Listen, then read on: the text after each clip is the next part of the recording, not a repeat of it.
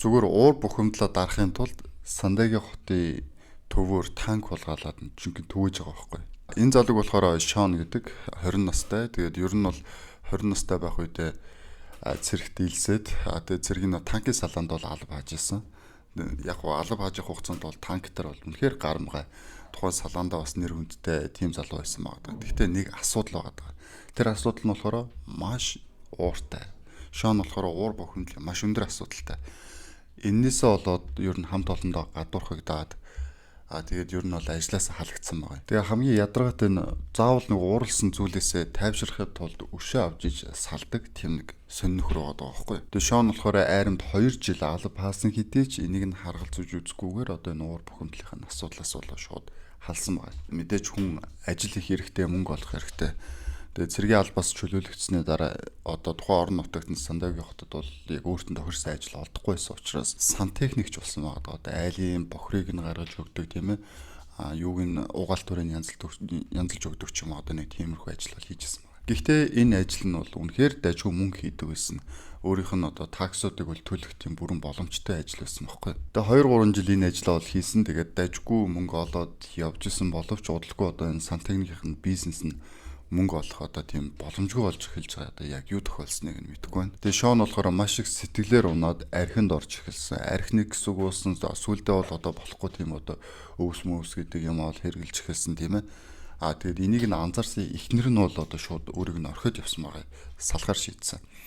Эхнэрээсээ салаад удалгүй бас нэг найз өхөнтэй уулсан. Тэр найз өхөн мэдээж одоо Шон ийм одоо болж утгагүй байгаа талыг нь анзаараад тэгээ бас салсан байгаа байхгүй. Тэгээ сантехникийн ажлыг хийхээ болсон учраас сангийнхаа одоо бүх багаж тоног төхөөрөмжүүдээ бол зарсан. Зараад одоо өөрийнхөө одоо усны мөнгө, тогны мөнгө, дулааны мөнгө, тэ air conditioning мөнгө ч юм уу тиймэрхүү одоо биелүүдэд төлж эхэлсэн байгаа. Мэдээж одоо яг тухайн сантехникийн хэрэгслүүдэд зарсан хэдэж нэг сарын одоо тийм нэг төлбөр мөнгө бол дарж чадсан. Дараагийн сараас бол бүр ингээ мөнгөө төлж чадхаа болоод бүр 0 заасан.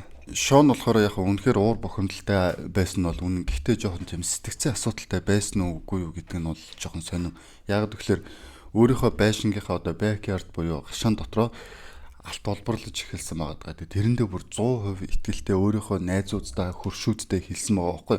За би бол удахгүй байжнаа.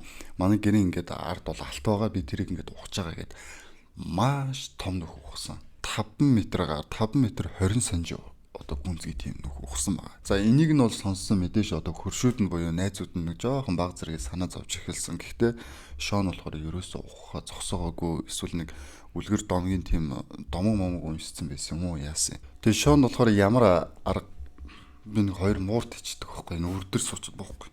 Чи буулдаа. Энэ араа. Яв өө би ажиллаа хийж байна. Энэ нөгөөтгний энэ жоохон бие нүгдөд байгаа. Чаашаа яв. Та хоёр өөр газар очиж тоглоо та. Одоо ингээ бодоход бол Шон гэхдээ нэг жоохон тийм сэтгцэн асуудалтай юм шиг надад санагдаад байгаа байхгүй. Яг бүх зүйлийг одоо бүх бурууг болохоор бусдаас хайдаг тийм хохирогчин сэтгхөөс байгаад байгаа. За Шон бүх зүйлээс өшөө авахар шийдсэн. Гэхдээ яг яагаад өшөө авах гэж байгааг нь би бол мэдэхгүй байна. Шон бол машинаа бариад Сандегийн хотын одоо тийм армийн бейс руу нэвтрээд тэндээс одоо танкны салаа, танкны одоо яг тийм одоо салаа байдаг газар руу нь очиод тэнд нь бол ингээд дээгүүрээ нүцгэн шууд ингээд хашир нь яваад орсон байгаа даа байхгүй. Тэнд нь уг нь хамгаалагч нар бол байсан. Гэхдээ Шоныг дээгүүрээ цамцгүй явж исэн учраас бол тухайн одоо цэргийн базын нэг цэрэг нь л одоо явж ийн гэж харсан юм шиг байгаа. Уг нь бол доогуурж исэн үндтэй явж байгаа шүү дээ. Мэдээж Шон бол өмнө айрамдахтаа бол одоо тийм танк жолооддог байсан тийм ээ. Тэгээд шууд танкийн зогсоол дээр очингуудаа эхний 2 танкийг уг нь бол асааж үтсэн байгаа. Огт асахгүй. Яг асгүйсэн нь мэдгүй. Гэхдээ 3 дахь танкн дээр нь яг орох гэжсэн чинь нэг хамгаалтын залуу ирсэн. Тэгээ ирээд Шон руу харж ирсэн. Ерөөс ингээд зүгээр хөөе сайн уу гэж хэлээ. Тэгээ яваад өгсөн. Одоо Шоныг бол яг тухайн бейс дээр одоо байдаг сэргэл гэж бодох шиг байгаа. Тэгээ Шон болохоор 3 дахь танкн дээр очиод танк бол ассан. Асаад шууд цэргийн бейсийн хашааг нэвт дээрээд гараа явсан байгаа. Эхний 5-10 минут бол хүмүүс бол огт анзаараагүй юм шиг байгаа. Тэгээд ер нь нэг залуу бүр гэрээс нэлээд удаа ажиглаж хагаад цагдаад мэдэгдсэн байгаа. Ингэж л одоо бүр жинхэнэ адал явдал бол эхэлсэн. За ингээд Сандегийн хотын цагдаагийн газрын одоо маш олон машинууд тухайн танкны араас хөөсөн боловч азар энэ танкн дотор нь одоо ингээд сум байгаагүй юм. Ямар ч байсан Шон бол танкер бол гал бол нээгээгүй. Бидний нэг тоглолтын чита гэдэг тоглоом шиг юм болж байгаа байхгүй.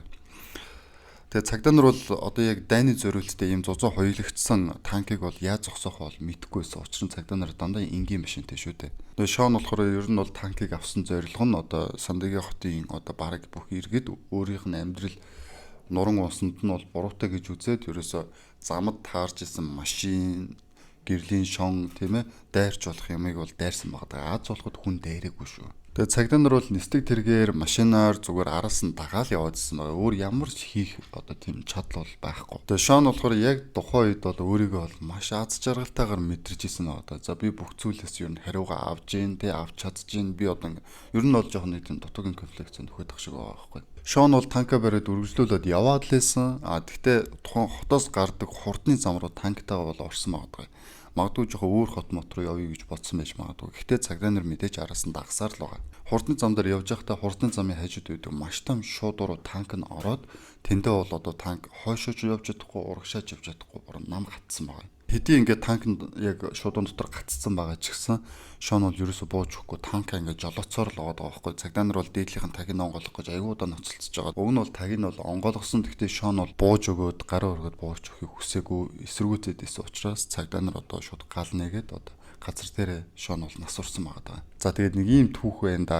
Хамгийн гол нь аливаа зүйл амьдрал болохгүй байгаа, бүтэхгүй байгаа юм болгон бусдаас хамааралтай бол байдгүй маа.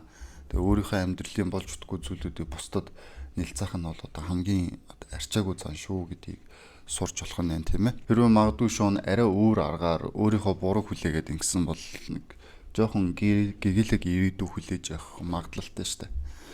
Тэгээ хэлэхэд амархан л да бас тухайн үед өөрт нь хэцүү л байсан баг. Гэхдээ л юмыг уураар шидэж бусдад буруу наах нь ер нь бол буруу. Тэгэхээр бити тэгж байгаарай. Дараагийн дугаар хүртэл баяр таа.